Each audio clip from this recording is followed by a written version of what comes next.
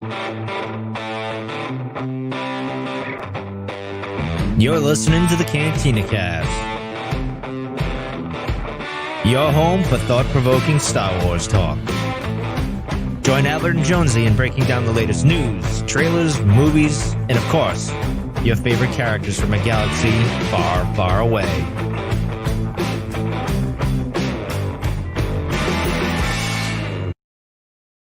Hello, everybody, and welcome to the Cantina Cast. My name is Albert Padilla, and this is episode 342.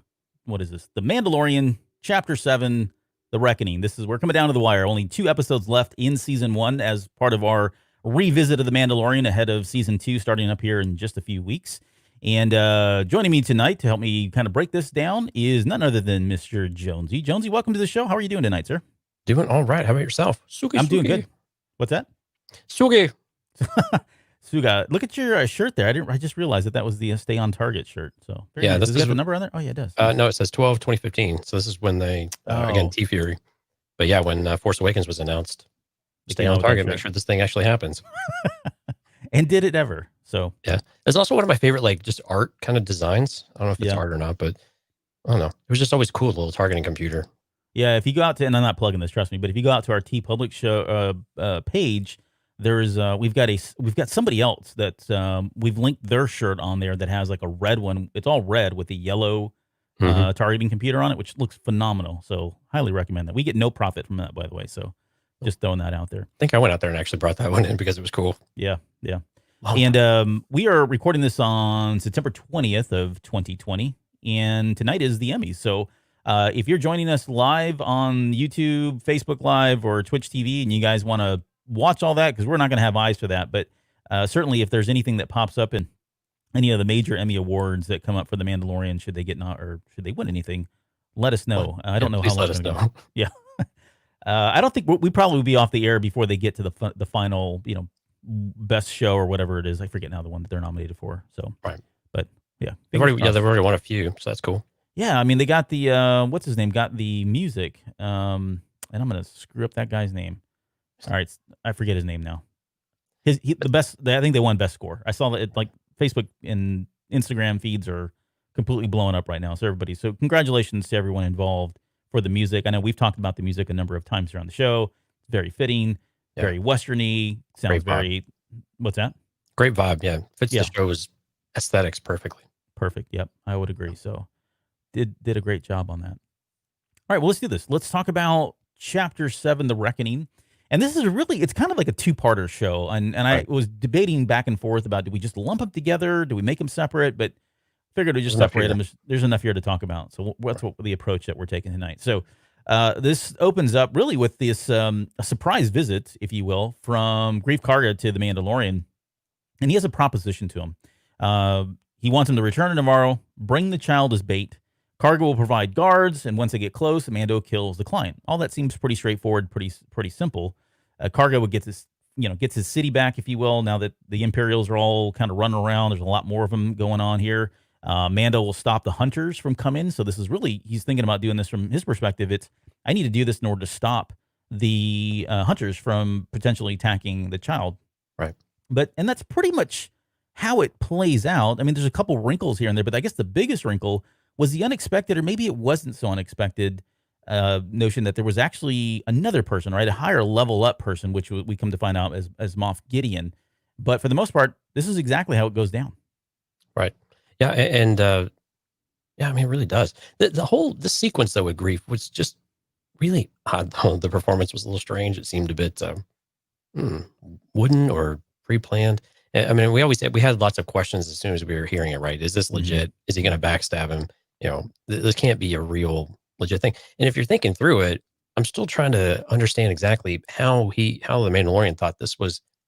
It wasn't maybe it wasn't so much that this is the only way to do it, but maybe this is the best way he can think of right now because what's he trying to do? He's trying to clear his name. Right. He's trying to get these guys off his back. I don't know if clear your name is the right way to put it, but it's just something to take this heat off of him a little bit. And it's just unclear what kind of power he has in order to take care of that. I mean, he's basically wiping the slate clean, but he's still got a galaxy full of hunters that are searching for him. Yeah. So I don't know if that does the trick though either. Well, Did that kind of rub you that way, or did it it does. feel like it was okay? No, I don't know if it rubbed you the wrong way, but it does.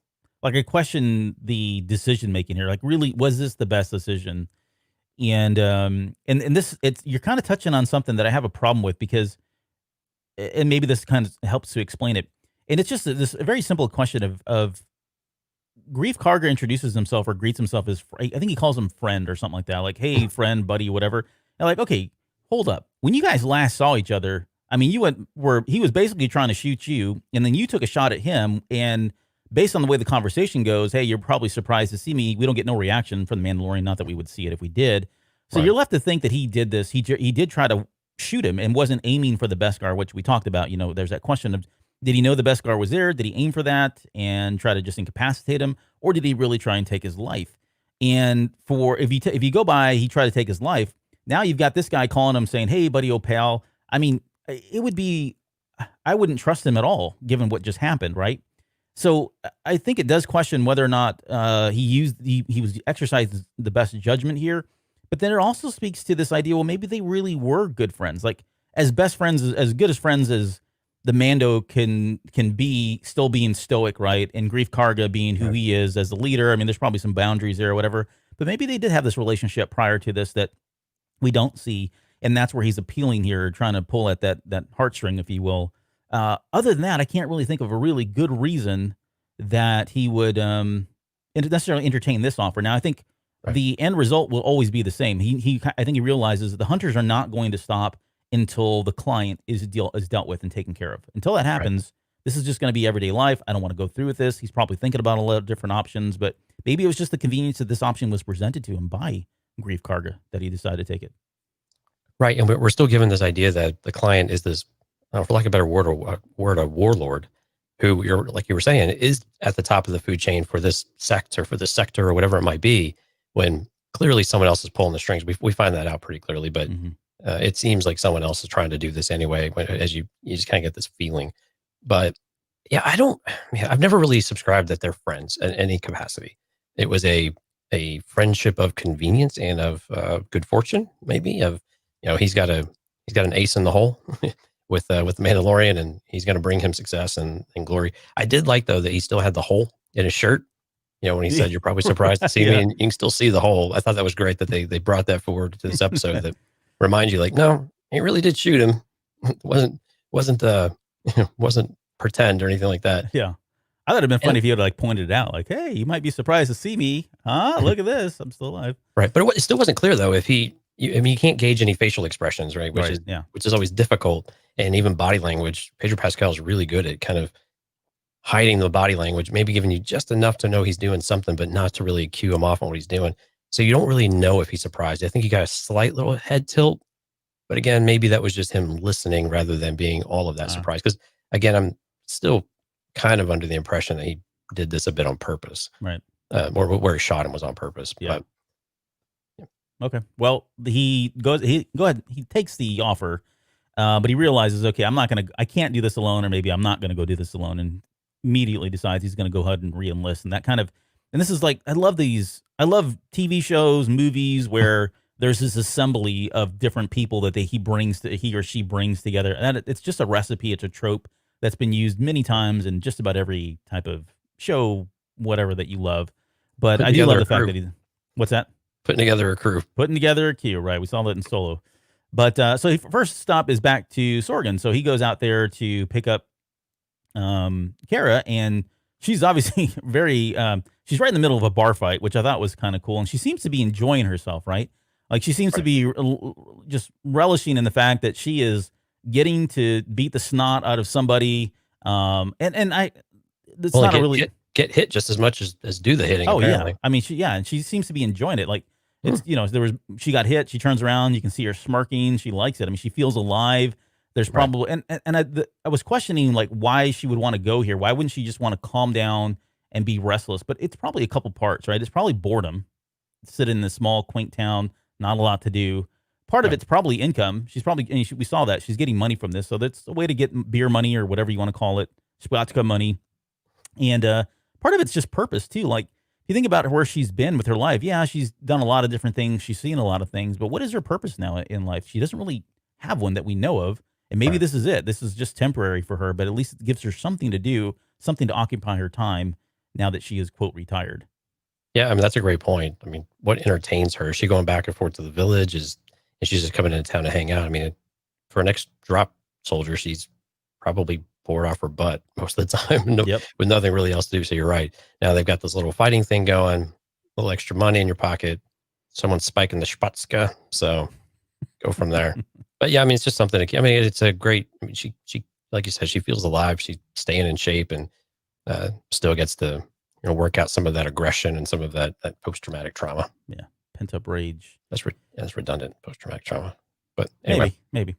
All right. So before we go go that traumatic, it was worth saying twice. there you go. Yeah.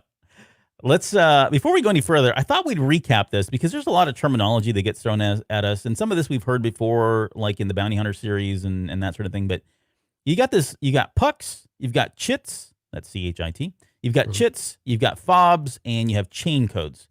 So just quickly, so a puck is a device that has a holographic image on it with a name, maybe sometimes for those that have bounties out on them. Okay. Then you've got this little chit, which looks like a little card. Mando holds that card up and he puts it up to the little eyeball thing there at the door. And that's really just a note to kind of tell somebody that you were sent there or that you're allowed to speak to somebody about a job. Right. Then and you tell me if I'm wrong. This is why I'm doing this. Don't. The equivalent, it's the equivalent of like the secret password where, when you slide the slot over. Yeah. What's the code? The coffee's always hotter in Peru. That's right. That's from the Office. Okay. That's false. I'm sorry. And then there's fobs, which these are, again, the tracking devices, and they somehow hone in on like DNA patterns or radioactive dye, implants, magic, dark magic. We just have no idea how these things work, but that's what the fob does. They home in on lazy storytelling too, I think. Oh, pow. Shots fired. And then the last thing is a chain code. And the chain code is essentially a string of numbers, characters, that kind of give somebody the impression of like physical traits, right? Including including like the year, like physiological traits as well. We know that the last 4 digits or 2 digits, or whatever, or how old whatever this client is as well. Did I get all that right? Does that sound right? Because there's like they just throw these words at us and they kind of expect us to understand and get all that, and we just accept it. I mean, it's really not part of the storytelling. It's not that important, but because we do a podcast on Star Wars, I figured, well, let's just talk about it, make sure that we're all straight here in terms of how this stuff works. Well, they all sound much more interesting than just saying, what's the password, right? Yeah. And someone saying, you shall not pass. I mean, crossing the streams a little bit here, but I mean, they just make it more exciting. And I like that. I think it's cool that you actually broke them all apart because they are all slightly unique and just a little bit different. Mm-hmm. And they do a different thing. It's not necessarily all of them aren't granting access to something. They're all, just kind of, they're just slightly different between them all, and they all have a different purpose. Yeah. And they're really not related at all, but you could see where some of them might be used in tandem with one another. Yeah. But, So no, I think it's really cool you brought that and kind of broke that down a little bit for us. No, thank you. And I think that, and one of the other reasons I want to do that was because Kara mentions that her puck couldn't be run by the New Republic, right? She says something about her chain code. Once they run her chain code, she's going to rot. She says, I'm going to rot in a cell all my life. And she says, I'm a vet, but I've done, quote, things that, could carry a life sentence, is what she says. I mean, verbatim. So is that like a barcode, like in our terms? EHX 1138 barcodes, or just scanning people? Maybe. And I thought, well, maybe it's the thing on her arm. No, that's something totally different, the tattoo. Right. But yeah, I don't know. I don't know what I mean, I kind of liken this to an ID number or social security number, or I don't know, whatever, some type of ID, but it just has a lot more information on there than just a number. There's definitely data on there that you can go in, that you can relate to somebody and identify somebody with. Right. And again, hints of something that has happened that we could, potentially explore in smaller pieces throughout season 2 that were interesting, because all of a sudden it was like, okay, well, what has she actually been doing? Yeah. And what did she do that was questionable? And, did she take something too far? We've talked about the Mandalorian and some of that from the previous episode, but now we're all of a sudden the shock trooper. And we know that, the Rebel era, people did things that were less, they weren't quite above board from what we would expect them to if we were looking back in our original trilogy days. But like Cassian Andor, right? Shooting that guy because he really didn't have a choice, and he was either get caught or continue living and taking that guy's life. Right. So maybe this is something we'll learn a little bit more about over time, kind of like we did with, like you were pointing out last week with with Poe. And Yeah. again, just a little more depth to the character. And I think with Cara Dune, that's an important thing for her because we've really not seen. We've got a little bit of a flavor of what happened with her platoon and things like that. Yeah. But we've really not seen the emotional side of it, of where she's had to make a choice, and that choice had really dire circumstances or consequences to it. Yeah, and on that point, just like we talked about with the Mandalorian, like we speculated, well, maybe some of the stuff that he's done in the past are going to come back to haunt him. Maybe it's Cara. Maybe it's Cara Dune. Maybe it's the stuff that she did in the past that's going to come back to bite her or him or jeopardize missions and all that later down the road. But it is interesting that she would point this out, and I like the fact that they're adding another layer to her character, that maybe she wasn't this. I mean, because when we first saw her, I left that whole episode of thinking, well, she was a good guy and she doesn't have any work, and she was she didn't like the work that she was doing because she was a soldier, and she's very noble and honorable. And I don't know, maybe that's not the case, especially if the New Republic, if she's worried about the New Republic being the ones that could lock her up and let her rot in a cell. I don't know. Begs some questions that I want to know more about. Right. And we kind of thought maybe it was like desertion or something like that at one point. And now we've got this other completely different flavor. Maybe it is desertion, but maybe there's a story behind why she felt like she had to desert. And like you said, now we've got something we could really, learn something kind of meatier about her. But I think it's important that she actually, make the comments though to the Mandalorian. It does say a little bit about her character, that she was actually able to say something about it rather than, mask it and then have something blow up later on. So, yeah. But again, there's lack of judgment, I think, there too with the Mandalorian. She's like, what is this? This guy's probably done a hell of a lot of things worse than I could ever do. Right. So, what's the damage here? None. Yeah, and he pitches this whole plan, right? And she seems like, I mean, at first she's like, "No, I don't want to do it. Sorry, don't want to go. I don't want to be a soldier again," is what she says. "I don't want to go chase down this, warlord, whatever." And the minute he says it's an ex-Imperial, I mean, you can just see her the gleam in her eye, like, "Yeah, sign me up. When do we, when can I start?" kind of thing. So, right. Obviously this is now almost it completely changes her mind. It's almost personal at this point. Exactly. Yeah, I mean, it was really, there was like no doubt. It was like a light switch for her too. And I was a little surprised at that though. I thought still she would have some hesitation, but none whatsoever. I mean, she hates these guys. Yeah. And so they're on their way back to, I guess, Navarro. And Cara makes another comment about not, or she asks, is the client aware of who I am? And he says, well, that's not really, that's not our problem. That's his problem. If, he's got a problem with you being ex-Republic. But then I guess this doesn't really play out later. Like I thought this would impact everything. And I'm trying to think now. I don't think even in the last episode in number 8, I don't think it does. Like it doesn't really. I mean, she's tagged, and we know, and there's like, oh, you need to hide. You need to cover up your tattoo, and they make their way into town and all that. But outside of maybe Moff Gideon knowing who she was and using that against her in some way psychologically, there really wasn't any repercussions for the fact that she was an ex-Republic or she was a shock trooper at one point.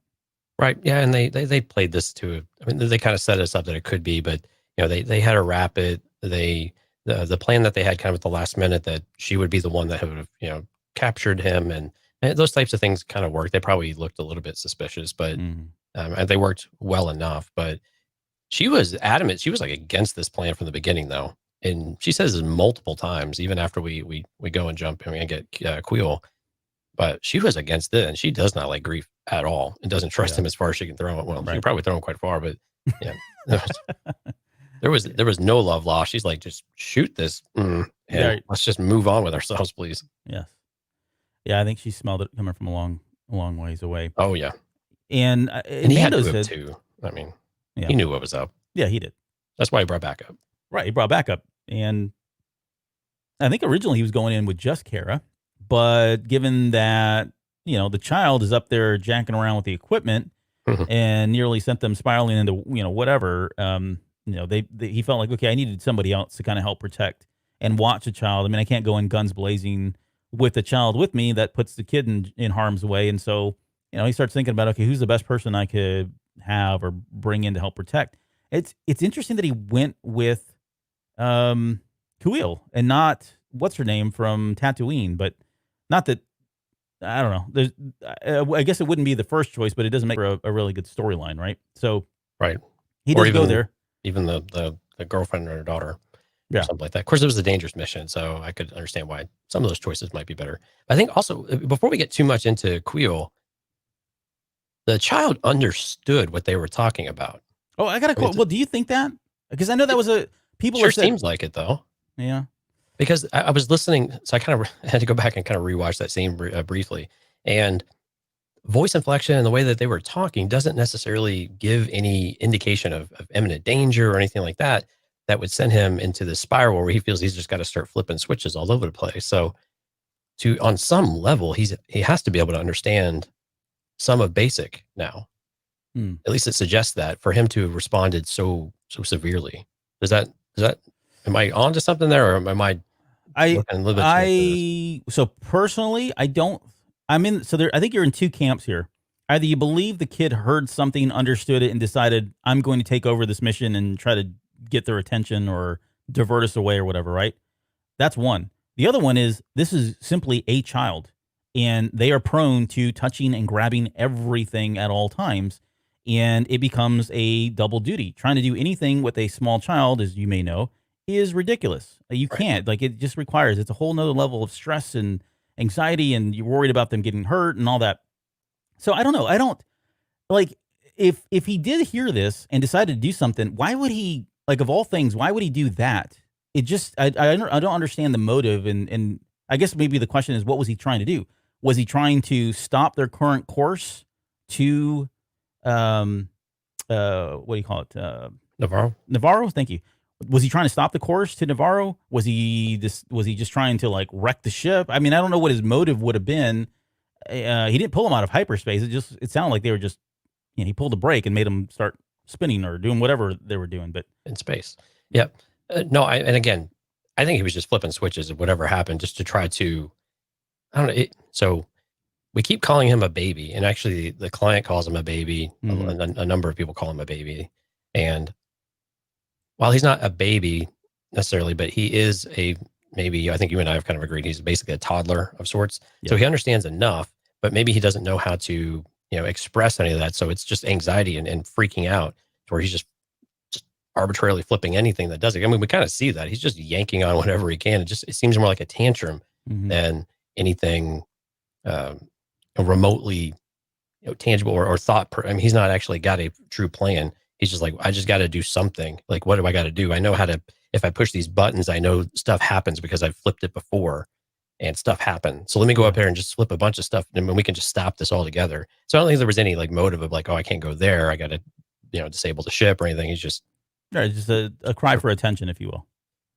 right. And again, an outlet for anxiety of, how do I stop what we're about to do?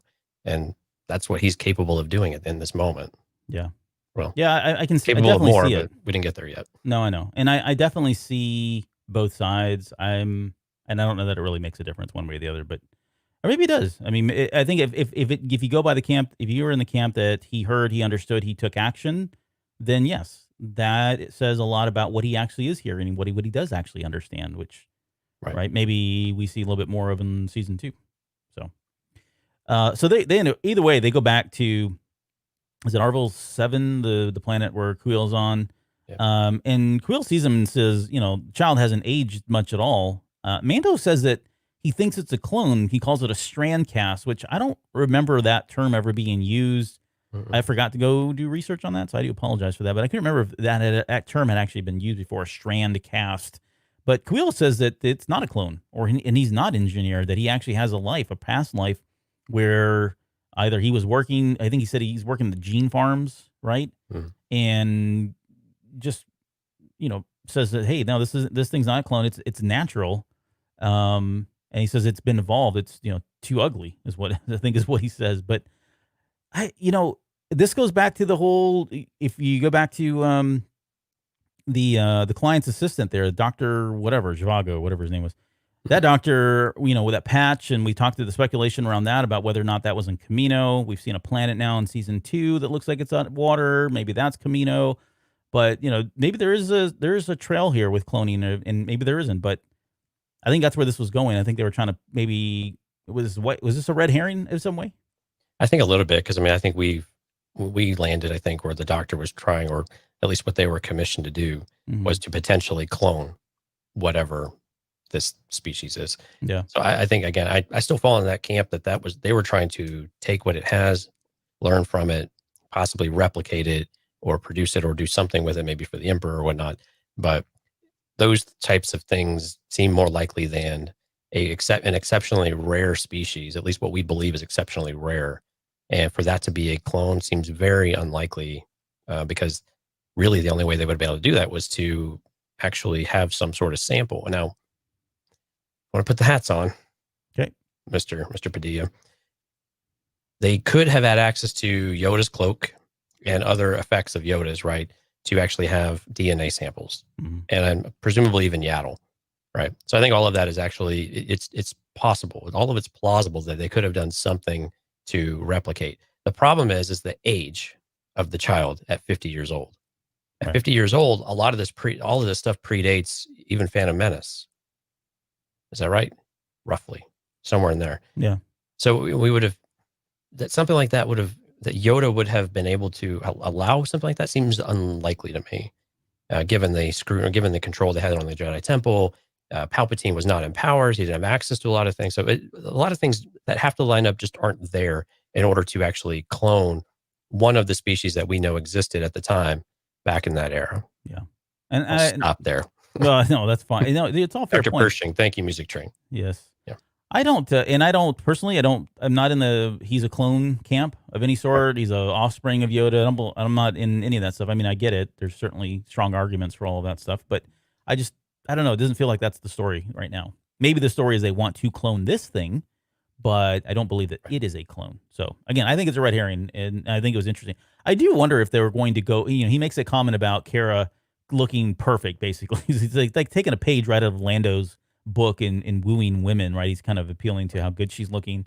And he says that she was, looks like she was born or raised in the Kaito caves of Nora, which is probably a throwaway reference. Maybe we never hear it again about it again in Star Wars, but makes me wonder like, oh, okay, are they planting seeds that we're going to go back to the Kaito caves? Should there be some cloning aspect of all this? Maybe we do go back to the Kaito caves of Nora, wherever that is, and we get to see what that looks like. But I don't know why I had this visual of like mermaids to Quill, like that this was like a mermaid to him of just something this spectacular creature that he needs to to adore and to flaunt over and whatnot. He's a little ladies man, huh? We don't know. Right. We don't know. But it was a curious comment though of that the child hasn't grown much because I Mhm. was trying to say, okay, I was trying to think how long has it been? We know that Kara and the Mandalorian were They were out there for weeks, months yeah, almost. we know they were probably out there for a few weeks, maybe a month or something Mhm. like that on the planet. And so presumably there's been some other time between all of that. So are we kind of in the camp that's been maybe a few standard months, something Sure. like that since we've seen them? Three to 6 months. Right. But So I think guess what his thinking was, if it was a clone, then it would be accelerated growth, right? And so when he looked at it and saw, oh, hasn't really grown much, it's not a clone then. Otherwise, I think he was expecting to see this thing a lot older. Although I don't know how he would determine that since he's never seen one before. How would you gauge whether this thing's aged or not? right. And again, they were speculating, they knew that these things age at different well, they age, they mature, whatever you want to call it, at different paces and different scales and things like that. So maybe he was you're mentally thinking, well, a child has these growth spurts, and especially at this age, they're changing quite rapidly. But he's 50, Yeah. and he still looks like he's 2 2. or 3 or whatever, or Mhm, 5, right. whatever we came to, and yeah, again, probably not expecting much change there. But again, it was an interesting comment, especially we weren't really sure how long they've been gone for. Yeah. We get the return of IG-11, now a Mm-hmm. nursing and protocol droid. And I mean, it was really cool. I mean, we were all worried that was all we were going to get. Although I think we had I think in the teasers or something, we had one of the trailers, we had known that he was going to come back in some way, in some capacity. I love the fact that it was Kuiil that actually brought him back to life and reprogrammed him and did all that. It makes complete sense given, what we know that species from like Empire Strikes Back. But the question I have for you is just really, it's almost superficial, but there's been a lot of montages and we've joked about them on the show before. They definitely delve into a lot of flashback stuff. Maybe we see flash forward stuff in this series. Does this ever feel like it's out of line for you in terms of what you think is like Star Wars, or is this like, it's fine, totally, let's roll with it, keep going with it? Because I know there are people that are like, this isn't Star Wars. Star Wars doesn't do flashbacks. They don't do slow motion. They don't do this. They don't do that. And that's certainly George Lucas's style, but we're long past all that. We've got all kinds of new directors and writers and influencers in Star Wars. And I don't know. How do you feel about all this? I'm not really sure how I feel because I've been a bit critical of the montages in general because they do feel, I don't know, some feel Rocky Balboa-ish, and then some of them feel okay. Like this is kind of how you do a montage. And I thought this one was okay. I like the narrative over top of it though. And I think that's why I was okay with it. You know, as he was kind of telling the story about, you know, how this was, and we got to see a couple kind of comedic elements of it as well, of the learning of the droid. I think I was really more enraptured with a droid having to learn how to function again. I mean, this is completely different than any other droid that we've seen, where it's actually learning how to walk and to think effectively and recognize things and do things that are different. We usually equate this with machines, like, okay, it either walks or it doesn't walk, right? And you program it to tell it to do one thing, it will do the one thing. You don't then tell it to do something different and it changes its own programming. So this really had a completely different flair of what, you know, are droids like semi-sentient in some way. Yeah. And it was just really interesting watching and listening to this, that this is where it was, that this thing was capable of it. And what I didn't understand was, is this unique to the IGs, or is this droids in general on some level? Yeah, that's a great point.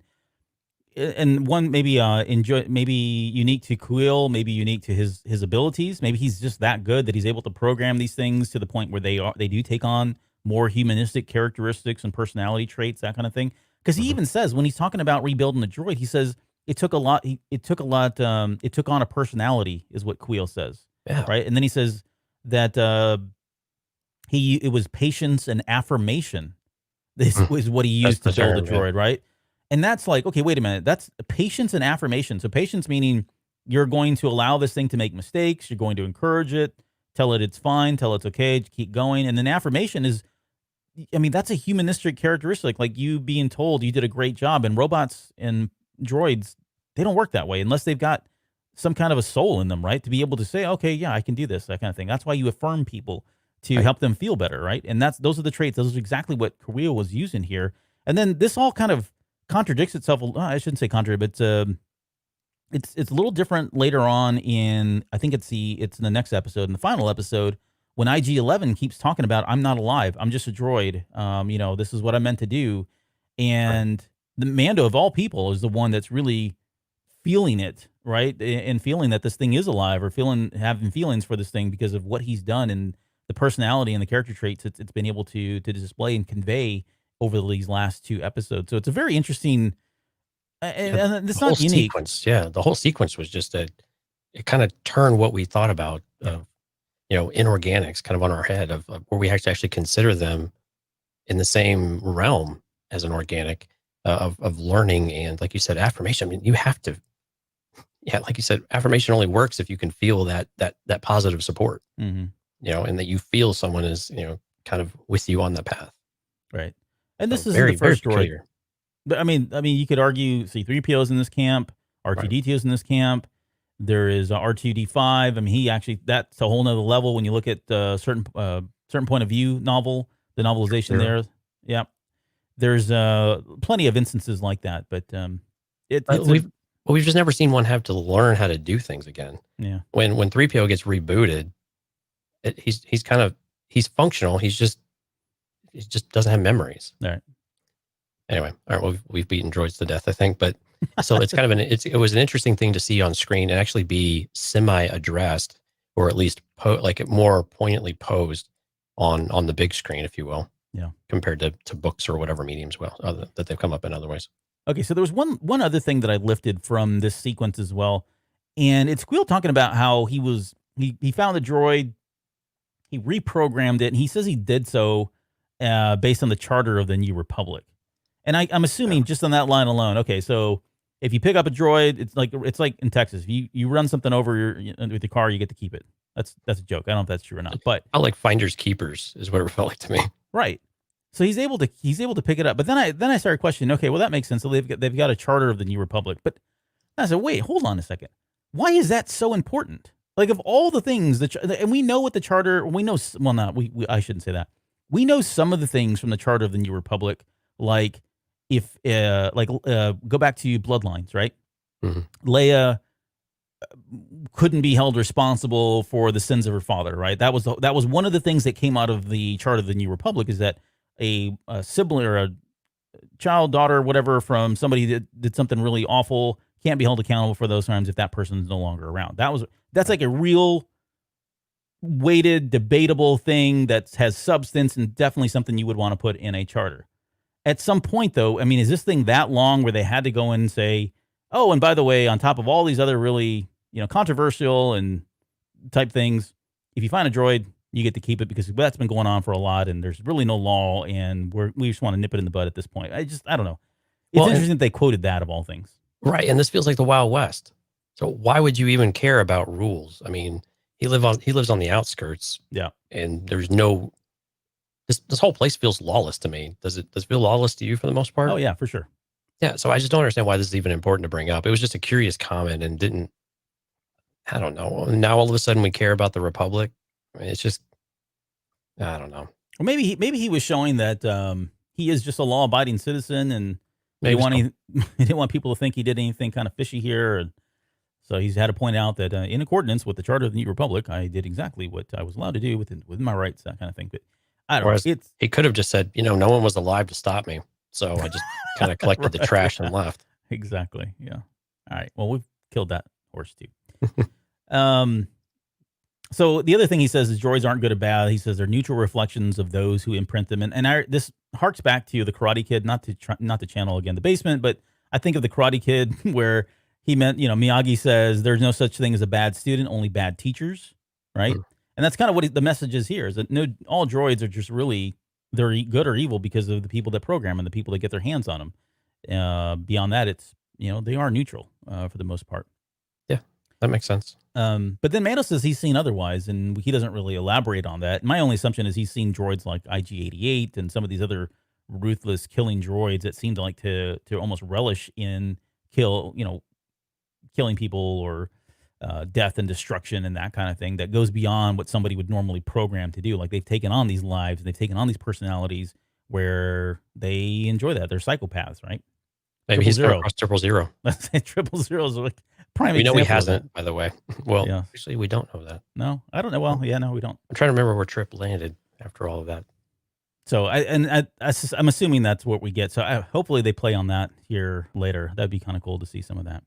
Yeah. Kuiil finally. I don't believe him, by the way. I don't think he's seen that. He's no okay.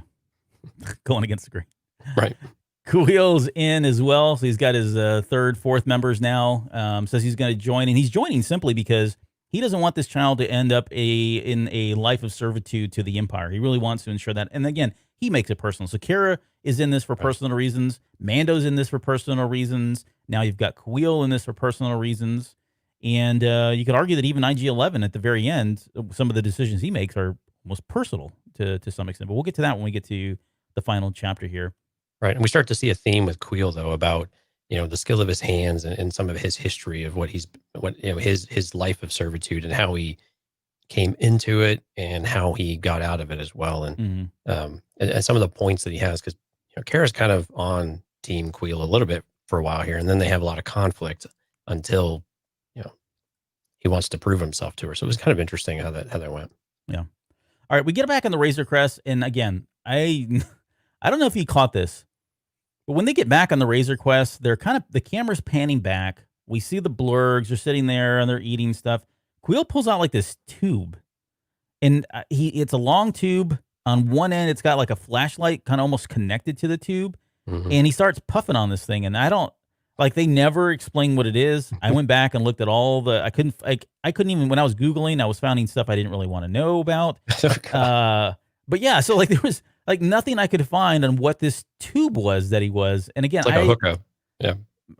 It's a hookah lounge type thing, or is it a breathalyzer? Was he low on oxygen? Maybe Ugnaughts don't breathe oxygen and he needed this thing. But if we're not going to dig into this, and I don't really want your opinion on this. Not that this sounds terrible. I didn't mean that.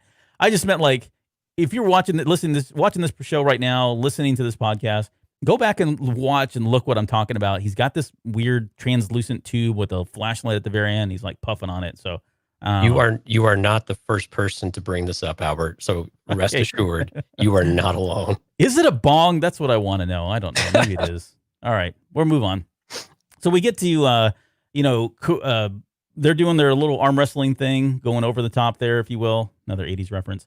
And the child lashes out, like he sees Mando, looking in pain, or at least he can hear him sounding like he was struggling, maybe in pain. He's not sure what's going on. And so he instinctively reacts. And this goes back to what we were talking about a couple episodes where this child really could go one way or the other. Right? He doesn't know what's good, what's bad, and he's just using what's talents that are given to him, or the things that come natural to him. And maybe one of his natural abilities is to force choke somebody, which we always associate with the dark side, although Luke does it in Return of the Jedi.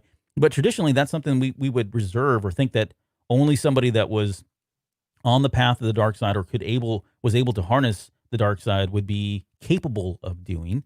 But any thoughts around that, and whether or not that we're going to see more of these kind of dark acts, because he's just a child and he is very force sensitive and very force powerful. Right. And again, fear and anger, right? Those are the things that will help manifest some of those stuff. And I mean, so it made sense that he was concerned. The thing I had a question for you though, Albert, was on why now, compared when the Mandalorian and Kara were fighting and they were rolling around and everything else, why that seemed way more intense, and he was just cool, just sipping a bowl, and enjoying his lunch, but that was okay and that was cool. I mean, maybe we're in a different place relationship wise to where he's more, but he's seen her before, sure, and knew that they were friends, buddies. Right. So it was a bit of a disconnect for me of like, why now is this a problem when it made a whole lot more sense that he would force choke her later? I mean, granted, how do you stop that? Yeah. And it makes more sense from that respect. But that was a bit of a disconnect for me of like, why now? And why, it didn't really seem like it was in that much turmoil. It didn't seem like he was in any kind of mortal danger to where you would elicit that type of reaction. But do you have any thoughts around that for us?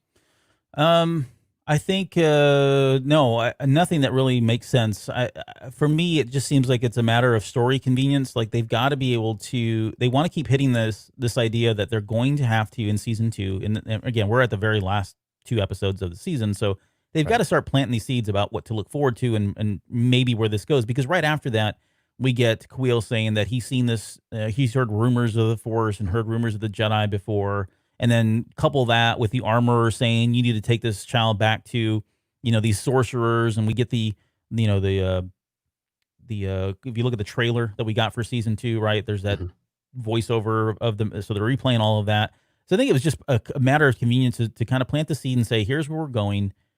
Is it the strongest argument for the child to react in the way he does? No, probably not. I think you've done a great job of proving that. I think there may have been other opportunities that they could have wrote in this, but given the constraints of the show and where they were, it felt like this is like the moment they would do it.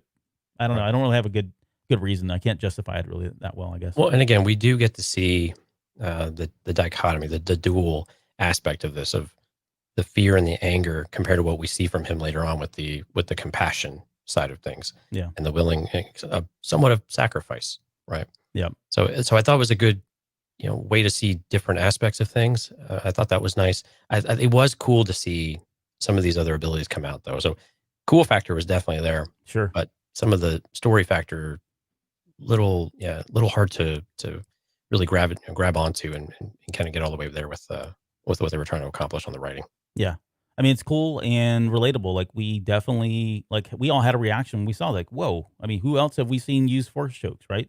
Outside of, Vader was predominantly all he used. And then we had that one time with Luke, but at that point we had justified with the fact that he was kind of in the neutral zone, or maybe he was a little bit darker now, that kind of thing. So it was a good way to at least get our attention, right? Right. So, and then Kuiil and Kara go back and forth, and we'll just kind of summarize this. I mean, it doesn't seem like they're really all in line with one another. I don't think she trusts him. He doesn't trust her, especially given that he was ex-Empire, although he tries to make his defense about, look, that wasn't my choice. I didn't sign up to be the Empire. Yeah. I was sold. And she's almost coming across like, well, you should have done something about that. Even if you were sold, you probably had a choice. You could have done something about it. You chose to do it, right? So there's I wouldn't say there's bad blood here, but it's their paths, right? Their past experiences that are coming in and impacting this relationship they're trying to start. And Mando's just kind of caught in the middle of it. And he's trying to move it on. He's like, okay, let's move on. We don't need, let's not, kill each other over this. But I do like this. And it's a shame that we don't get to see more of that, right? We don't really get to see much of it play out because he dies at the end of this episode. But it would have been interesting had he lived to see that continue, that struggle, almost kind of like Kanan Jarrus and Rex in Star Wars Rebels. They first met, they were at each other's throats. At least Jarrus didn't trust Rex whatsoever. And it wasn't until way later that they trusted each other to no end. I mean, they really were really good friends by the end of that series. But well, let's talk about them getting back to Navarro. Karras's Republic lost a lot of forces there. The city's dug pretty deep, so that's why they have to land so far away from the main part of Navarro. They've got to trek in. They can't just drop into one of the ports or whatever. And that the Empire, she mentions hold on. There was a shipyard though in the earlier episodes, right? Stop it! You're thinking about this yard. No, you're right. I actually had to answer this question because okay. They had the park so far out because I guess they would recognize the Razor Crest, right? Right. Yes, it's a wanted ship. They know what it is. Now, why these guys didn't take a speeder or commission something, didn't really think ahead on that one. But yeah, and the way I was trying, and you're right, and the way I thought about that as well. Well, even still, they could have done this. I mean, again, we're nitpicking, but like they were going to off these people anyways, right? That was the plan, is they were going to kill them. So, they could have still brought a speeder out and said, "Oh no, don't worry, we've got a transporter, we've got a speeder to take you in and pop them off there before they get in." But and maybe that was supposed to happen at the campfire after everyone went to sleep. Okay, we'll go with that. Not that our heroes were going to go to sleep, but yeah. Let's see, and then she also mentions the Empire has had control over this town ever since the end of the war. So it's been predominantly an Empire-run town for the most part. Mando doesn't want IG-11 to leave the ship, and turns out that IG-11 ends up being saves everybody because he does leave the ship. So there's a little bit of irony there a little bit later. Let's see. So they get there, they meet up with Greef Karga and his two guys. They've got their security detail. Mando's brought his. Karga then says that, hey, you need to cover up your tattoo. Is it just because she's Empire? And what's that? Yeah, don't flaunt it. Well, I think, they would have definitely triggered the Empire when they got to the gates. Yeah. So it just made sense. Yeah, you don't want to, there's no reason to flaunt your colors if you, and just start trouble. And she, quite honestly, she looks like she would just start trouble just for the fun of it if she could. Well, I think we've seen that too. Oh, yeah. And then Karga asks to see the child. And part of this is like, okay, well, maybe he just wants to verify that they do have the child before they go any further so he doesn't have egg on his face when they get there. And there is no child, but Mando seems okay with it. Like, it's not even like here, you can see it, don't touch it. Because again, I'm still like, I don't see why they would trust each other. And this is where the question comes in. But not only does he allow him to see the child, but he allows him to pick the child up, which I'm like, no, why would he do that? So and you got your hand on your blaster, you're not okay with it. Why are you allowing just back it up? Just back it up 6 feet, man. Social distance this guy.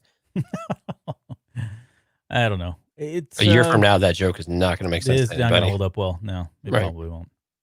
All right. Well, they get to the campfire, and we get confirmation the child's a carnivore. We kind of already knew this since he was eating frogs earlier on in the season. But all right, great, nice confirmation there.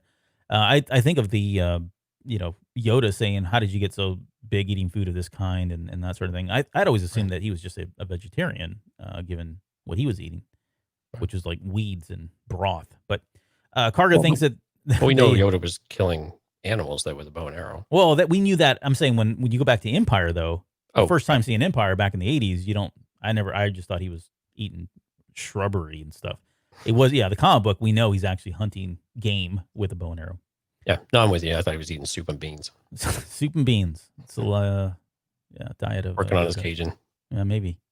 Karga thinks that they want him for this. He calls it a highfalutin menagerie, which Karga's lines in this, by the way, like I know Favreau writes this. I think he wrote this one as well, but some of his lines and the word choices he uses are like, whoa, him and the client are both like not down to earth kind of speaking guys at times. But he calls it a highfalutin menagerie, which is a fancy way of saying it's a fancy exhibit. So I guess he's thinking they're going to put him in some kind of a fancy zoo and put him on display for people to see. Really? Why would it? No, it was just dumb. I'm sorry. It was just dumb. I mean, this comment makes absolutely no sense. I don't know if he's just being a smart aleck about it all or if he really believes this, because if he really believes this, my opinion of this guy just dropped considerably.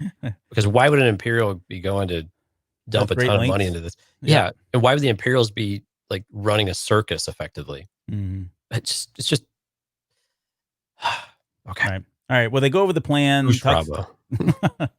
They go over the plan, and he mentions it's all ex-Empire people that they're for the when they get there. There's like 4 guards, and Right. you know, and he says as soon as they lose a paycheck, they're all going to leave, saying that once they get rid of the client, the town's going to go be free and liberated. And I think this kind of plays again to what we were seeing with when we talked about when we did the trailer breakdown for season 2, and we said that Grief Karga looks like he's in a more mayoral role of some sort. I think Right. this is where this comes in. I think they're kind of foreshadowing that once the client is gone, the empire is gone, then that means that opens up new opportunities for somebody to step up and kind of take back this town or take it over in kind of a different way. So Did you really feel like he was being truthful with all of this, though, throughout this? Because we know they were being duplicitous already. yeah, But did we really think that there were really only 4 Imperials that were going to? I mean, I guess he was really talking about around the client, which ended up being true for a time. So Yep. he didn't really lie about that. But it still, I mean, we know that they were still going to double cross him, but it still seemed like it was just too easy. Like we just dismiss all of this of like, nah, you know, you cut off the head and everybody scatters and you know, it'll be fine. I think it was a half truth that he was telling in order to ensure that they continue to stay dedicated to going to the client and handing over, or going through with the plan. I think if he had said, "No, man, there's like at least 8 once we get in, and before we even get there, they've got a whole battalion of them sitting out here, or maybe not a battalion, but a squad of them sitting out at the gates, and we're gonna have to get through all those." I think if he had said that, they'd have been like, "Okay, wait, time out. Let's redo this plan." And so I think it was a half truth. Yeah, 4 is what I've seen around him. And the truth comes out a little bit more right later on because they questioned, they're like, "I thought you said it was going to be 4." And he clarifies, "Well, I meant 4 around him, not all over the place and in this town." So again, I think he was just doing that to ensure that they continue to stay dedicated and didn't get scared and run or change the plan in some way that wouldn't benefit him later. Mhm. There's they get attacked by these creatures. I've heard people say they're Minox. They don't Way look like too big. Minox to me at all. And Look more like dragons. sure, I'll go with that. They look Charizard from Pokemon, but they look like dragons of some sort, right? They're coming in, swooping down, which I think is a great shot. I mean, we don't need to talk about all this, but I thought it was a great sequence. It was a lot longer than I would have expected it to be too, which I thought Right. was cool. We got to see the Mando react and use a lot of his weapons. We got to see Cara Dune do the same thing. These things weren't just coming in and attacking them; they were actually after the Blurgs and trying to take those and lift those like dragons lifting up cattle. If you Right. do that D&D type stuff. And we learned that Republic soldiers are apparently just as poor a shot as Imperial. Right. Not a one of these things was. I Oh think my they took God. down one. They took down one that One. was on the blurg on the far right. Right. But how did they miss the? they're huge. yeah. I don't know. I don't Not either. a single one seemed to hit, except for Yeah. the one that they killed that Yep. crushed the blurg, I guess. Yeah, because the blurg died as well. Yeah, that one didn't. And Grief through this gets hurt. He's poisoned. He's been cut, and we get a very and this is right on the heels, or I think right just before the Rise of Skywalker came out, if I'm not mistaken. Yeah, I think there was about a month. Was it about a month? Yeah, Maybe. we're a month or a few weeks. Yeah, away from Rise of Yeah. Skywalker. Yeah. So we had already gotten that there was something in this. If you followed spoilers, we were told at the time that there was something that was going to happen in this episode that we would see again in the Rise of Skywalker. And it turned out it was just this healing thing that he was done, which it was basically 2 things. It was force healing and it was a detoxification. He not only did he cure the wound, but he detoxified the poison, which I want to say, by the way, that's all. We've seen that many times in Legends, these powers. We've seen them in the old Star Wars RPG by West End games. Those are 2 powers you can have as a Force user. But I think so it was all really great to see, and we got to see again another level of power from the child. I think the standout line was, "He's trying to eat me," which is what Grief Karga screams when he says it. I know that line wasn't delivered the best, but I still laugh every time I hear it. I don't have words, Robert. I'm sorry. Okay, then just focus on the powers then. Yeah, it was cool to see. I mean, and again, the child just again selfless and just walks up and they all allow him space to do his thing, not Yeah. having any idea what's going on. But again, the child just has this innate knowledge, or maybe he's just compelled, or has maybe the force is willing him to go and do these things. And because otherwise you wouldn't expect a young child to have this kind of cognizant ability of being able to say, hey, I can probably do this. Let me go try it. Let me go Mhm. channel all of this.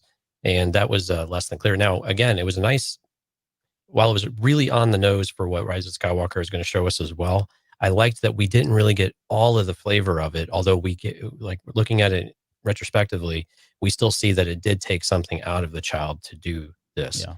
And then we later on, of course, got the explanation from Rey that she had to transfer a bit of her life force in order to do this, and Mhm. there's a price for it. And so it's curious to see what that, that price doesn't really seem to have affected the child at all. And granted, child's growing, so He's young, full of vigor. yeah, he'll grow some more, Right. make some more. I'm going to make some more life force later on. Yeah, it's like when a kid, like a real life kid, falls down, and you think, "Oh my gosh, they're hurt," and they bounce back, or their bones heal, so much faster than our bones, or at least my bones heal. Part of that's there's some physiological stuff that's happening there that I'm sure is related to the force as well.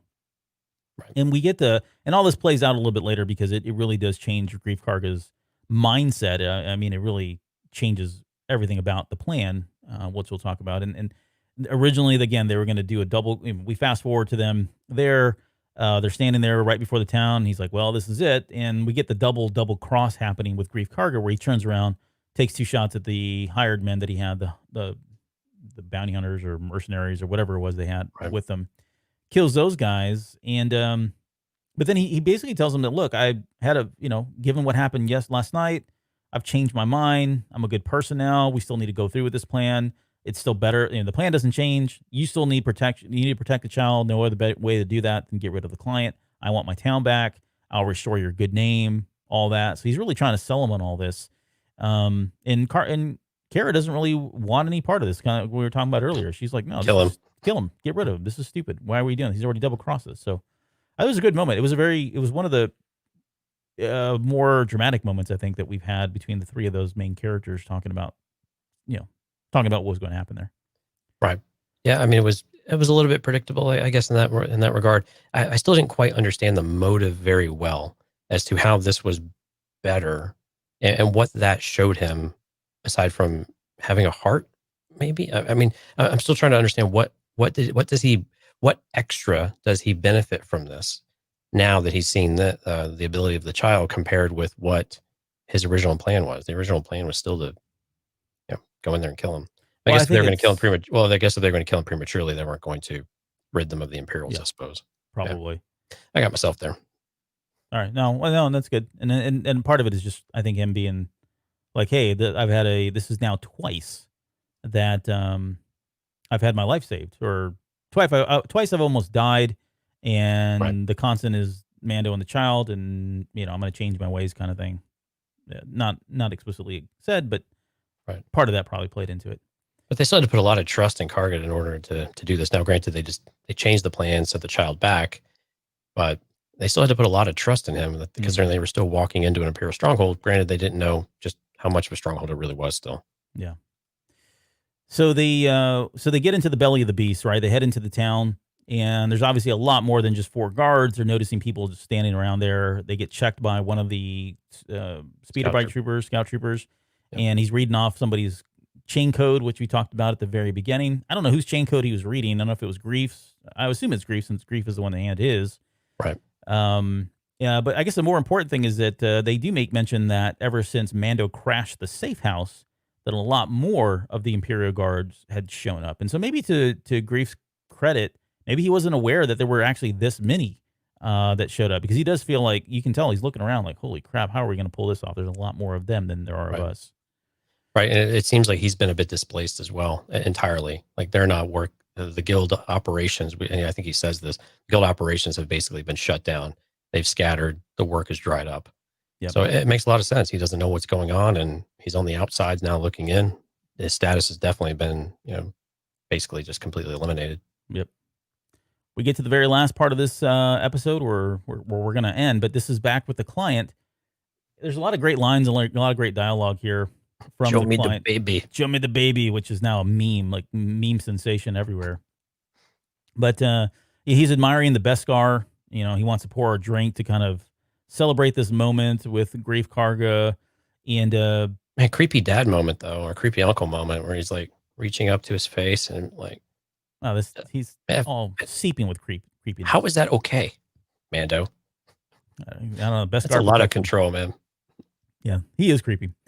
He says, why did, or I guess he mentions that Mandalore should have never resisted the expansion. And so all of this kind of goes back to the Siege of Mandalore, right? I think of Siege of Mandalore. I think of the events right after what we saw from the last season of Clone Wars, the final episodes there, and referencing that they didn't allow for the expansion. And if you think about like what we saw in the, well, even in Clone Wars and Rebels, they did go along with this to some extent, right?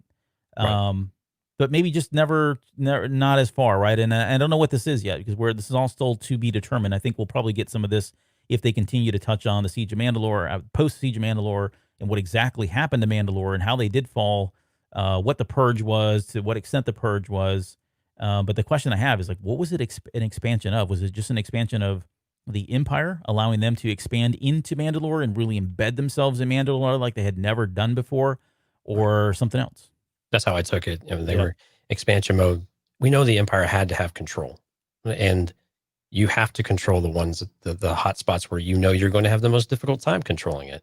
And so it makes a lot of sense they had to exert a lot of force, especially because they knew Mandalore was not going to take it sitting down at all. Yeah. And quite honestly, I don't really know how much they negotiated any of this either. But again, we know Mandalorians typically aren't going to take any rule. And we saw that even with Satine, you know, where they resist outside help all the time. They don't want to acknowledge the rest of the Republic, even back in the Clone War era. So it's not surprising that they wouldn't want any kind of interference from the outside, because they were largely just say, we'll take care of ourselves, and we want to be our own autonomous thing. we'll handle it. So it makes perfect sense that they would resist all of this. But it was nice to get a little bit of a flavor of, you know, again, this imperial idealism of, you know, where we're restoring peace to the galaxy, you know, then everything since then has gone to crap, you know, since the revolution and all of that. So, I mean, it's just, it's a nice flavor to have, but I'm ready for them to actually give us something of substance now. We've kind of whetted our appetite enough. We've talked about the purge. We've talked about the imperial expansion now. We've talked about, hey, they should have made different choices. You know, we've made creepy comments about his armor a couple of times now. So can we get something now of substance that actually tells us what the heck happened and what was significant about the event, how we decimated the Mandalorian numbers and even the culture at this point. So I think I'm ready for that. I'm tired of the teases now. I'm sufficiently ready. They got me there. Now let's actually deliver on this. Okay. So I want to read something the client says quickly, and I want you to answer this or answer a question. He says, the Empire improves everything it touches, judged by any metric: safety, prosperity, trade, opportunity, peace. Compare Imperial rule to what is happening now. Is the world more peaceful since the revolution? Now, we've talked about this. The Empire, Galactic Empire, love it or hate it, it is a huge and has been a very huge pillar holding up this galaxy in a lot of different ways in a lot of different areas. And it's gone now, right? Right. So is he wrong on any of these accounts? Is he wrong on all of them, some of them, none of them? Well, it's about how you do it.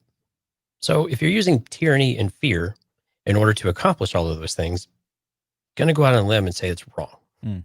And that you shouldn't. I mean, that's not how you want to inspire your people. And again, is peace meaning you don't accept any other opinions? Because we know they dissolved the Senate. Sure. So there's not like there's representation or anything. Right. Yep. So it's easy to claim you have peace if you are just whipping everyone into shape and whipping them into place. And I mean, this is why people revolt. So you have peace for a while because you are delusional and you think you've created, but what you have done is you've created pockets of resistance and rebellion. I've hit both terms now. We're good. But so they're right from their perspective, but from the reality of it, people are going to fight oppression and they're going to fight tyranny, because it's basically you are taking people's ability to have their own personal integrity. You've taken that away from them. Yeah, free will, and it's agency, right? Exactly. At some point, they are going to revolt to try to reclaim that. Yep. No, I agree. Okay. The last thing, or I guess Moff Gideon flies in on his Outland TIE fighter, which is really cool. I think we've talked about that design already. Maybe we haven't. Did we see that before? No, we haven't. No, this is the first time. Yep. First time we'd seen it. Yeah. So I think this was a throwaway design. I hate to say throwaway because nothing's a throwaway in Star Wars, but I think it was a design that was originally supposed to be for The Force Awakens. So they repurposed that TIE fighter here and gave it to him, which I think is awesome. It looks great. But he flies in and he comes out, and we get a great performance, I think. I mean, I love Esposito's work. Everything he's ever done, I've always enjoyed. And so I'm really looking forward to him in season 2. But he does mention that, he knows that they don't have the child. And I guess the question is, how does he know that? And maybe the obvious answer, and just keep me in check here, I think the obvious answer is the fob. Or he's got a fob of some sort, knows that the child isn't in the vicinity. And so... And that's essentially why he doesn't just barge in there and open fire on them, doesn't try to do anything, because he knows that maybe the child is there, maybe if they don't know exactly where it's at, then he's going to need them and extort them in some way to give up the location of the child. Right, and I'm with you because it didn't make sense. The scout troopers didn't know to go look for the child until they intercepted the Mandalorian's message. Mm-hmm. So if Gideon knew all of this, what was he actually doing about it? Because there was no evidence that he was doing really anything about it. So that was kind of what I was going to ask you. Was he full of it and he was just bluffing? Or did he really have a plan? We just didn't see it on screen. No. Or he actually had a retrieval unit going out there looking. But yeah, you're right. I mean, it could have been fob. There had to have been some way of doing it, but it kind of reminded me of Jabba, like with Bib Fortuna, like, you fool. And basically, he made the call, hey, you're an idiot. Right. And then let's blow the place up. Yeah.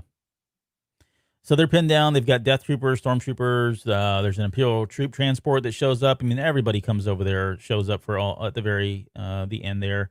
And more than 4. What's that? More than 4. A lot more than 4.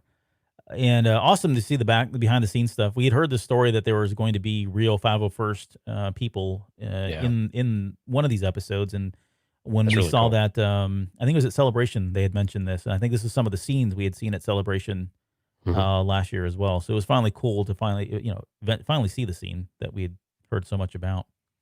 Right, and quick tangent on that.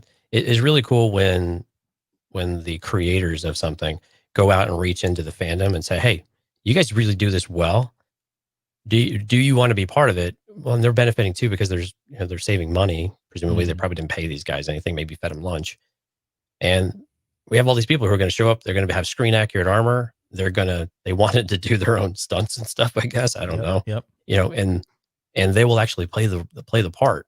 And we don't really have to do anything. They just show up and they hang out, and it's a thing of a lifetime for them, and we get this huge benefit. So it was just really cool that they did that. I thought that was a really interesting thing to do with the fandom, and really embracing. And of course, the 501st does so much good with charities and whatnot. Right. So it was really great that they got some notoriety from that.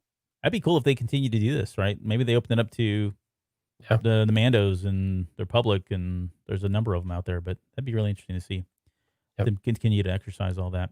So the last thing, I guess, is he mentions that that they're in possession of something that they're not aware of. He doesn't allude to exactly what that is. We assume that he means there's way more to this thing that they're even aware of at this point. Any thoughts around, and I know we've kind of talked about this a lot already over the course of this rewatch of season 1, but any final thoughts, I guess, if you will, on, I guess, the baby and what he is or what he could be, or the potential there, why he's wanted, especially by somebody like Moff Gideon? Well, and I simplified Gideon's comments anyway of saying that maybe he doesn't think the Mandalorian knows what they have at all, like the abilities of the child, period. Mm-hmm. And so if that is true, then really anything the child is capable of doing, and it apparently has manifested itself in some other ways before, or maybe they still have midichlorian counts somewhere with a Bic razor. But we can. Sorry, I can't help myself sometimes. But so maybe he just already knows about these things, and he doesn't give the Mandalorian credit that they've actually experienced or seen these abilities before. And that's kind of all I chalked it up to, because I really didn't have any idea what else we could see from the child. I mean, clearly we will probably see something else that we don't know. I don't know if we'll see something new necessarily, but I don't know that I don't know if we'll see a new force power out of any of this to where it's going to shock us. because he's still a child. Yeah. So there's really only so much that we're probably going to allow him to do at this stage in his life. Yeah. Just Yeah, quickly. I'm really what's that? surprised, Albert. Hold on. You didn't make any comment about the transport. This is Oh, I like right up know. this is right up your alley. Oh, I was giddy as a child when I saw that transport roll in. We'd seen it already in Rebels. Like they used it in Rebels quite a bit. And there's a really great. That's not like Daffy Duck. Here. Bugs Yeah, Bunny. yeah. But there's a great sequence in Star Wars Rebels where what's his name? Not Kanan. Ezra jumps on one of them and has a whole battle with it and everything. This is all kind of later on in the season. But anyways, yeah, it's been used before. I've always loved it. This was a design that was originally created.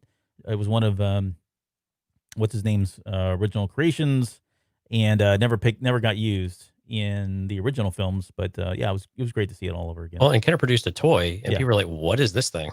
Like, this wasn't in the movie. Why are we getting this troop transport type of thing?" And they re-released the toy too as part of the did. Mandalorian. Like you can go out and pick it up now. So all good stuff. But it was cool seeing it on the big screen. Yeah.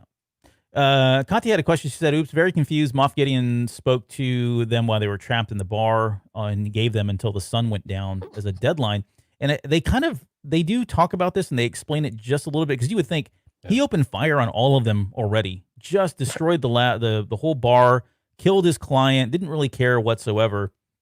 And the way this is explained is he doesn't know at this point, at least where the child is, and so he's going to give them until sundown in hopes that in talking with them, trying to get them to come out, give up information, whatever he's doing, he's going to play the psychological kind of war with them to try to get them to give up the location of the child, and that's why he does allow them to have a little bit more time. Otherwise, yeah, I would have just sent everybody in and say, get the child or kill all these people or whatever, but he needs them right now, and so he's being magnanimous and allowing more time there to before he does kind of take the next steps there. Right, and I think to expand on that, waiting for them to make a mistake, which the Mandalorian did. Right. You know, they intercepted. He reached out. Yep. Right. He reached out, intercepted communications, and now we've got a beat on it. Now I wish Gideon would have responded to that. Maybe he didn't know because he's outside the ship and doesn't really have any communications on him, presumably. But still, waiting for them to make a mistake, buying that time. It did seem a little bit silly because it's a little overplayed. I'm going to give you. I had like Back to the Future moments, like on the Old West. I'm going to give you until blah blah blah, and of when your deadline is, and it's like completely arbitrary and serves you usually zero purpose. But I think here though, it was buying time, making sure that when they do screw up, they can actually pinpoint where the child is at, so they can go retrieve it if it's not with them, and if it's not with them, then okay, you have outlived your usefulness. Right. So the only thing I'll add to, I know we're coming down to the final moments here, I promise, but the only thing I'll add to that question of what does Gideon know about the child that they may not, and why he's so important? The only other thing that I got from that, and this probably plays into a little bit, is I think he has an understanding. He probably feels like he has a better understanding, a better historic view of who the Jedi were, what the Force was, how all that worked. Right? He's in possession of a iconic sword, and he knows the history and what that sword's been through over the years. And I think from that perspective, I think he's telling him, look, you have no idea what you have here. You think it's just some child, and maybe he doesn't know that this child has already shown some of the capabilities that he has. And so I think part of it is just that. But I do think there is another level of this. I think there is somebody else that even Gideon reports up to that I think we'll find out a little bit later. And I think there is a bigger need for the child. He's a MacGuffin, right, for the most part. But I think we're going to find out exactly. I think that MacGuffin is actually going to turn into something later down the road. Right. Yeah. I mean, and clearly he seems well educated about a variety of things, and I think that's a great point to make. We don't know about the Darksaber yet, so we don't know that he has a whole level of knowledge that we wouldn't expect from an Imperial. Right. But we do get a different vibe from him than we would from any of the Imperials that we were exposed to, especially in original trilogy. Even though there were some who were quite competent, no one seems to have his type of aura about him and his confidence, and clearly who has studied and knows what's going on and has spent some of that time doing it. Yeah. I mean, he just projects all of that, just radiates from him. But again, we don't know about the Darksaber yet, so we don't quite understand how much he might understand and know. Yeah. I mean, if he's been talking to somebody like Thrawn, he may know a lot, because that's Thrawn's quite the historian when it comes to this stuff. So, That's well, possible. the final moments, obviously, Khalil is dead. He gets shot down by the scout troopers. We see him laying there. He's smoking. He's dead because he's buried in the next episode at the very end. Spoiler alert. Right. But yeah, he's laying there with his little goggles and his hat and all that. So It's really sad. it is really sad. And I think he's a great character. I mean, I thought Nick Nolte did an awesome job with the voice acting here. And I don't remember if he was nominated or not, but that seems kind of tragic that he wasn't, if that turns out to be the case. But Yeah, I don't think it was. But I mean, this was really sad. Were you surprised when this happened? yes, no, I thought he was going to be a character that I thought this would be the core team, and this core team would stay together and all that. I mean, it wasn't to the extent of like Rogue One, but it was. I was expecting for these main characters to stand out, especially since they gave us so much of him, and we really got to understand and sympathize for him and feel something with this character, given what he's been through and the hardships that he's been through over the course of his career. I thought they would keep him around, but I think it's just as powerful to maybe get rid of him too. I didn't have a problem with it, I guess. Well, you really have to. I mean, it always means more if you really do feel like your main characters are in mortal danger, and that one of them can actually die or Yep. go through some significant change that really shakes the group to its core. And I think what was ended up being even sadder later on is that we lose both him and IG-11. So I think that's the part where Quill doesn't live on in any kind of way. Yeah. Through the skill of his hands or anything like that. That that while it has a payoff in that respect, we don't have any legacy necessarily for Quill. But it was really sad. I mean, again, he was a really likable character. I mean, his delivery of I have spoken is absolutely classic. Every single time he does it, it's end of discussion. We're done here. You go forth and do what I just told you to do. No Yeah. questions. But it was a great character. It was really, really sad. It was actually, you actually felt like emotional from it. That I remember when I watched it the first time, I was like, no, he's gonna get up. he's going to be all right. He's Right. going to be in rough shape, but he's going to survive. I kind of felt like this with Rio, like in Solo for a while. Like they can't kill Rio. Rio's awesome. Like, why are we Yeah. going to do this? But no, he did. Yeah. So unfortunately, that was where we landed. I think it has a lot of meaning by staying dead because again, we don't want to keep resurrecting, and we think we're already going to resurrect one character most likely in season 2. So, so it's Yeah. good that that we keep him dead, but the emotional impact, the emotional weight was there. I thought that was important for us to have. Yeah, and it definitely left us hanging, like wondering, "Holy crap! How am I going to get through the next 7 days waiting for the final episode to come out?" Yeah, that's a fantastic point. Yeah, we finally have a legit cliffhanger, going into the season finale, which I thought was fantastic. And Deborah Chow just nailed it right on the head. And Yeah. I think overall Deborah Chow did a really good job with this episode. And we had a comment earlier. I can't remember who said it. I apologize, but they were going to miss Deborah Chow in season 2. And again, we don't see her name in the list of directors. I think we did get a comment on one of our previous. I think maybe Darth Went may have said that he may have seen, he or she did see Deborah Chow's name somewhere, but we didn't. So we're hoping she comes back. But if not, that's sad to say because I think both of her episodes have been fantastic. Yeah, they're both really good, and this was probably the better of the two. But that's not saying that the Oh, yeah. first one was bad, right? It was a really good episode. Right. All right. Well, that brings us to the very end of that episode, and brings us to the end of this show. I mean, this is again that when people talk about The Mandalorian, we're talking about season 1. I usually tell them watch and stick with it. It's going to pick up around the 3rd, 4th episode, and wait till the very end. I think you're really going to like 7 and 8, and that seems to be what they're hearing from other people as well. But I think overall, season 1 is great. It's a phenomenal start. But I don't want to talk about that. We'll save that for the next episode. Right, but I do want to ask you one question before we get into the finale. So, when you get through 7 episodes, did it start to feel like this was the right length for a season for this show, for what we're saying? Did it start to feel, or did it feel like, oh, this is too many, or did it feel like, no, we really need more to fill in the blanks, or how did it start to feel? Was as we go into episode 8 or chapter 8, did it feel like, no, we're okay, this feels about right, or did you have some other thought? I would say selfishly, I felt like they could have done 12 episodes, and maybe that was just me riding the high and enjoying it, and maybe not looking realistically in terms of cost, production, and the time that it took and all that. But then I thought, well, and again, this is me last year, or at least in December, thinking, well, maybe they'll maybe this will do so well, and it's been doing. At this point, it had been doing. I mean, it's phenomenal, right? Everybody was talking about it. It was all the rage, and had bigger points and more favorable than the Rise of Skywalker. If you think about it across most of the Star Wars fandom. But I was thinking, okay, maybe they go into season 2 now with this, and they think, okay, well, let's expand it to 12 or let's expand it to 20, and it doesn't look like that's the case. Sounds like we're going to get about eight episodes. And interesting enough, today I think they announced, or at least someone dug up, they are going to start on chapter 9.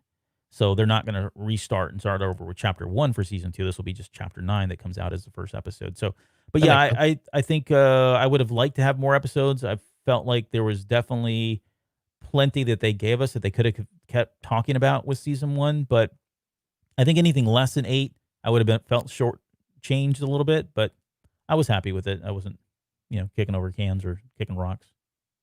Okay. What about you? Just curious. Yeah, no, I thought. Yeah, I kind of felt like we were okay. I thought this felt like the right amount. Maybe could have got 10 and would have been all right still. But again, I'm okay with slightly tighter storytelling. We got a couple of what some people might consider filler episodes already. But again, they still progress the story overall in some different ways, which I thought was okay. I mean, they're like kind of little side quest type of things. But yeah, so I thought 8 was, as we get into this one, it felt like the right amount in order to get us to some sort of resolution for season 1 and leave us wanting some more as we get into the next series of chapters. I guess we got to stop calling it season 2, the next series of chapters. Yeah, next series of chapters.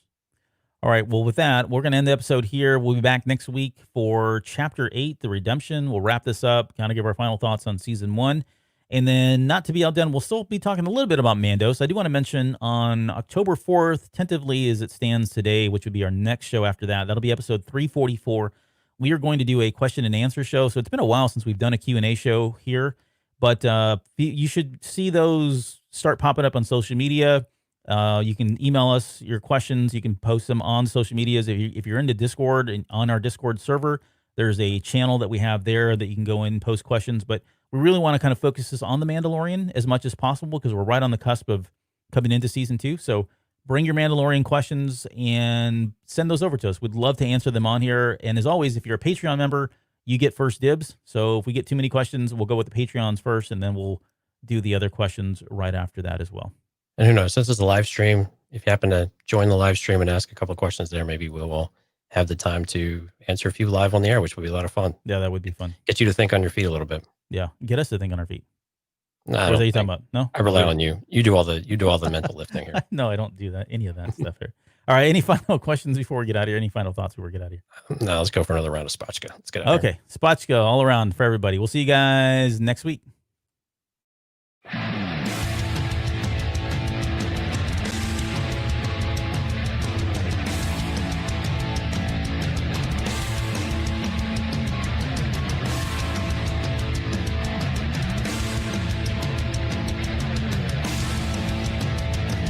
You're still listening? Wow, that's amazing. Well, I'm here to give you the disclaimer. Normally we do a big, long, drawn-out disclaimer thing saying what's what and who's what and all that other stuff, but I think you guys kind of know that Lucasfilm and Disney have no affiliation with us at all, and we have none with them. We talk about Star Wars, which is their property and all that other good, fun stuff, but I think you can tell which is our stuff and which is their stuff. If you can't, well, then send a lawyer to send an email to me, and I'll be glad to chat with them. Other than that, you know what's what, so that's your disclaimer.